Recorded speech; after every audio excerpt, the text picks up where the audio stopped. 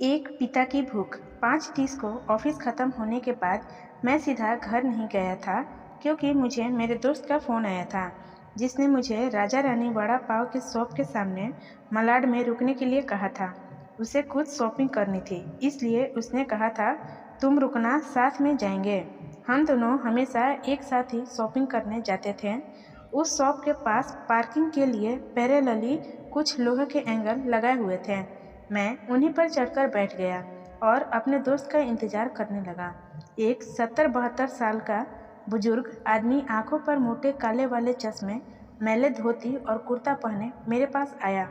क्योंकि मैं लोहे के एंगल्स पर 3-4 फुट ऊंचाई पर बैठा था, उसने मेरे घुटनों को छुआ और बोला, बेटा, एक वड़ा पाव खरीद कर दे दोगे तो बहुत अच्छा होगा, बहुत ज़्यादा भूख लगी है। मैंने जब उस बूढ़े आदमी की तरफ देखा तो वह मुझे रोजाना दिख रहे भिखारियों में से नहीं लगे। उन्हें देखकर ऐसा भी नहीं लग रहा था कि वह हर एक दिन भीख मांगते होंगे। ऐसे अचानक किसी बुजुर्ग ने मेरे पैरों को हाथ लगाया तो मुझे बहुत अजीब महसूस हुआ। मैं तुरंत एंगल से कूदकर नीचे खड़ा हो गया। मैंने अपने जेब में हाथ डाला और 50 रुपये निकालकर उस बुजुर्ग को देते हुए कहा, अंकल, आपको भूख लगी है तो यह लीजिए 50 रुपए, कुछ खा लीजिए। बुजुर्ग ने कहा, नहीं बेटा, पैसे मत दो, बस एक बड़ा पाव लाकर दे दो, उतना ही बस है मेरे लिए। ठीक है, मैं लाकर देता हूँ, आप यहीं बैठिए, कहकर मैं राजा रानी वड़ा पाव की दुकान में गया और एक वड़ा पाव खरीद कर लाया और बुजुर्ग को खाने के लिए दिया। बुजुर्ग नीचे बैठकर वड़ा पाव खाने लगे। मेरी तरफ देखकर वह बोले, ऊपर मत बैठो, गिर जाओगे, यहाँ बैठो मेरे पास, कोई साथ बैठेगा तो मुझे भी 2 निवाले अच्छे से खाए जाएंगे। मैं उनका कहना टाल नहीं पाया और उनके साथ ही बैठ गया। फिर मैंने ऐसे ही उनसे सवाल करना शुरू किया, कहाँ से आए हैं, कहाँ जाएंगे, किससे मिलने आए हैं, वगैरह वगैरह। मैं नागपुर से आया हूँ, एक छोटे से गांव में रहता हूँ। यहाँ मुंबई में मेरा तुम्हारी जितनी उम्र का एक बेटा है, वह बड़ी कंपनी में इंजीनियर है, उससे मिलने आया हूँ। 2 साल पहले ही उसकी शादी हुई, लव मैरिज। बहू पढ़ी लिखी है, नए विचार वाली। उसे सास ससुर यानी कि हम पति पत्नी गंवार लगते हैं, इसलिए हमारे साथ रहना उसे अच्छा नहीं लगता। इसलिए बेटा अब अलग रहता है, यहीं मुंबई में 2 सालों से। परसों मेरे इस मोबाइल पर उसका फ़ोन आया था, कह रहा था अमेरिका में नौकरी मिली है उसे, बीवी को लेकर जा रहा है अमेरिका 10 साल के लिए। यहाँ मुंबई में था तो 6 महीने में एक बार आता था हम बूढ़े बूढ़ी को मिलने के लिए। अब इतने दूर परदेश जा रहा है, एक बार मिलने के लिए आओ बोला तो अब समय नहीं बचा है, परसों फ्लाइट में बैठकर जाना है कहता है।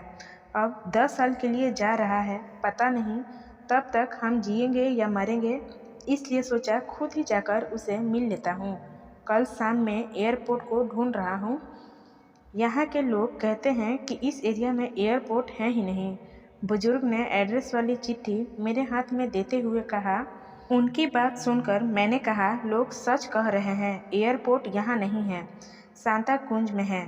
बुजुर्ग ने मेरी तरफ देखकर कहा, लेकिन परसों जब बेटे का फ़ोन आया था तो उसने यहीं का पता लिखवाया था मुझे। लगता है यह फ़ोन भी खराब हो गया है, फ़ोन ही नहीं आ रहा है बेटे का। मैंने बताया था उसको कि मैं उससे मिलने आ रहा हूँ मुंबई। कहते हुए बुजुर्ग ने मोबाइल मुझे देखने के लिए दिया।